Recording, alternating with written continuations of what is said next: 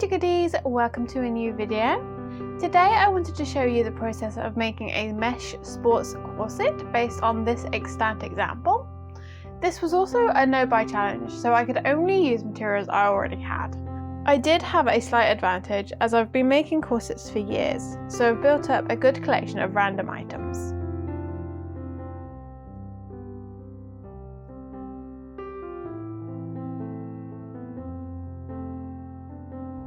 So here are my materials that I'm going to be working with. I do also have plastic boning, which is still in my drawer.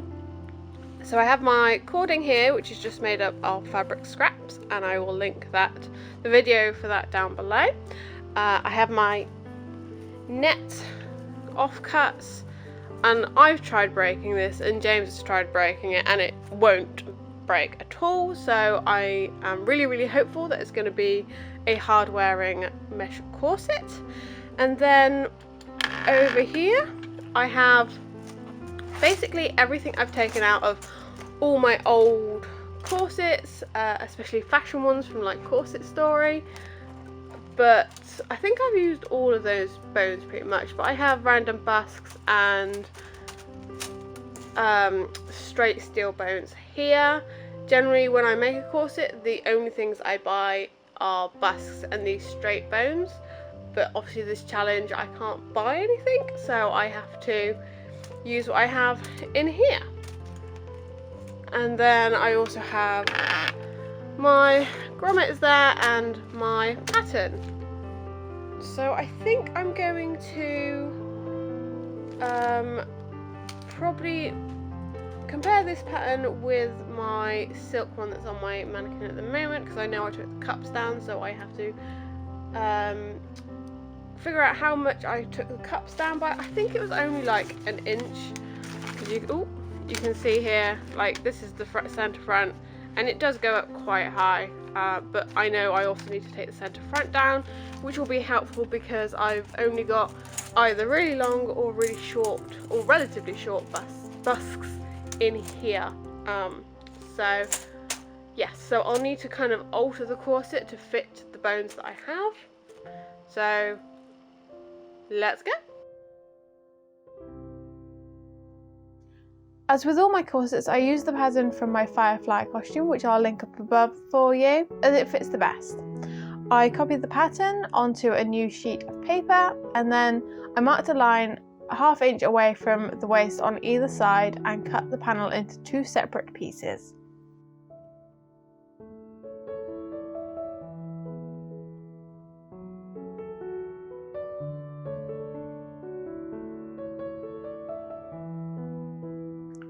I'll have a link to the mesh I used in the description. I have some in stock in my eBay store.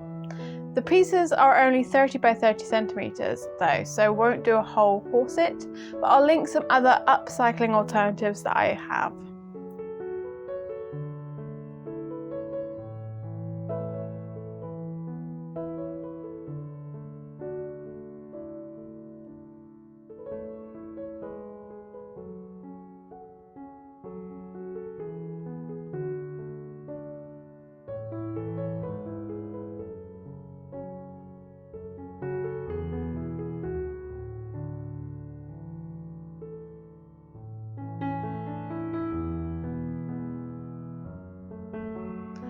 I made the boning channels out of some white cotton. I wish I had used a thicker cotton, but at the time I couldn't find anything suitable.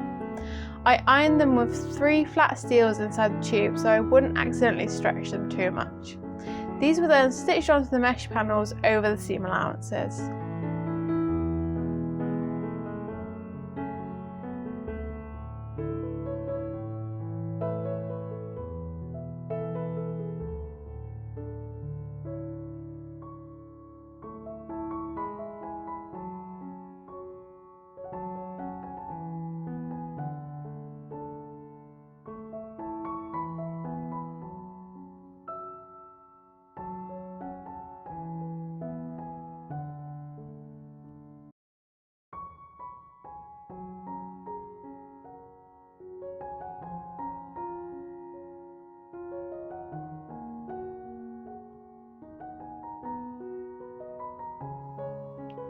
To make the cording panels, I put the bottom sections of the panels next to each other, lining up the waist to iliac points.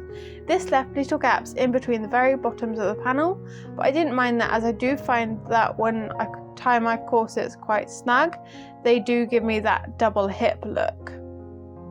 I rounded out the tops and bottoms and then added seam allowance. To make the channels, I made marks every 3/8 of an inch down the panel and then stitched curved lines creating channels. I used a safety pin to thread the cording through these channels. If I did this again, I'll leave longer ends on the cording because I've ended up with some kind of empty space at the ends where I cut the cording too short, and then obviously I manipulated the fabric back to where it's meant to be, and they've scooted up the channels. Going back to the top section, I marked the boning channels an inch below the bottom of the mesh panel, which was where the cording panel would be attached. However, it wasn't until I had cut the channels and nicely tucked the ends under the lace trim that I realised that the very front and back ones would need to be a bit longer as the gaps were wider. This led to stitching on some extension lengths, which I was going to cover up with flossing anyway.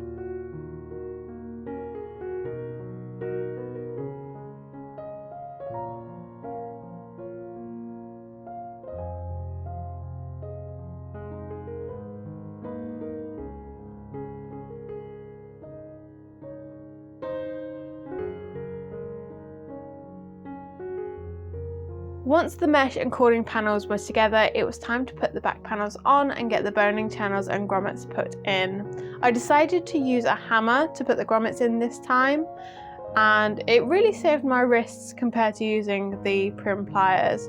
And I also wanted to make sure that there was a very good grip on the fabric because there wasn't a huge amount of room between the two flat bones at the back.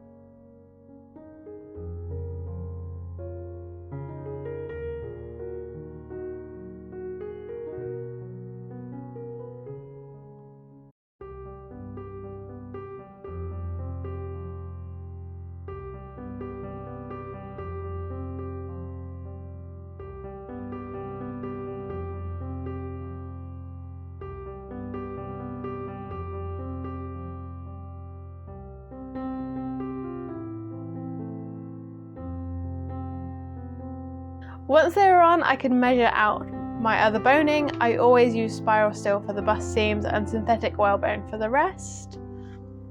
I just find that's what works best for me, and I like how the spiral steel gives me a bit more support over the bust.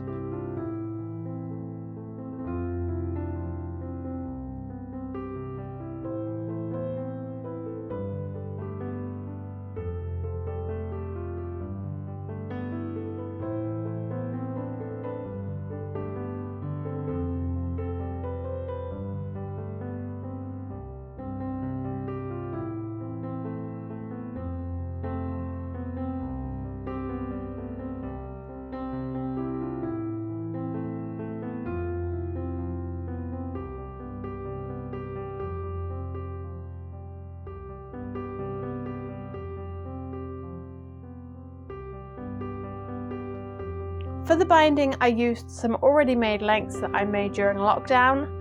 I used the pattern to mark where the seam lines would be along the binding, as I didn't want the mesh to stretch or move too much because it's such an open weave.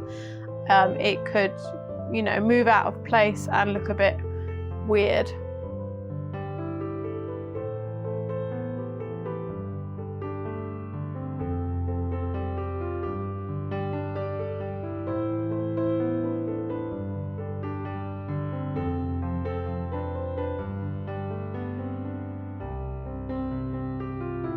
I did this to both the top and the bottom. One side was stitched by machine and then the other side was felled into place, which I think has become my new favourite type of stitch. I used to use slip stitch, but now I think the felling stitch is my favourite. I also used it to stitch down the lace and the bottom of the boning channels. I then attempted flossing, which was interesting. I used a cotton darning thread as it was the only embroidery type thread that I had. I had planned to do something quite elaborate to help to hide the little extensions, but in the end went with a couple of overlapping crosses. Let's just say I need a little bit of practice. The busk was whip stitched into place as I wouldn't have been able to get my sewing machine needle close enough to secure it. So this is the sports corset prototype finished. Is it pretty? Kinda. Is it perfect? No. Everything from kind of the waist up, I love. I love the mesh. It's just really pretty. I like the, the gaps here. I like the cording, but I think there are some things that I need to change. So the first things I would change would probably be to lengthen these couple of side bones here right down to the bottom, because when I bend my knee when I'm cycling, then it's only really the front part that moves. And my thinking on this was basically an amalgamation between the extant corset and the pretty house-made corset, but I think having the bones stop right at the bottom here isn't the best structurally, so I might lengthen the front bones to about halfway down as well, because that shouldn't, affect it too much. I am finding that it kind of pushes all my squidge down, which my corsets don't generally do because they're longer. So because this is shorter, it's, it is definitely feeling very different when I put it on. And then the other thing that is quite annoying is this backbone here keeps bending out. So I'm going to put in a stronger, I've got some thick plastic boning, so I'm going to try that and see if that helps. If not, I might need to try a steel bone, but because it's a curved seam, I don't know whether that's going to work. And if I did spiral steel, I think that I would just have the same problem as I'm having here. And if I can't fix it, then I will probably just put in a mesh panel on this section here to try and fix that problem. And I did try it on last night, and it was starting to bulge out here, but I'd had a full day of food and everything like that, and this morning it's fitting a lot nicer, and I am losing a bit of weight, so we'll see how it fits once I've lost a bit more weight, and we will make those changes. So this is probably going to be part 1, and then a bit later on I'll have a part 2, but I don't know how soon that will be. I kind of want to take a break from this because obviously it's a new pattern and I was experimenting. It takes a lot of effort and a lot of energy, and I want to take a small break from it. So part 2 will probably be, I was going to say next month, but it's already halfway through July, so probably halfway through August that I'll come back to this.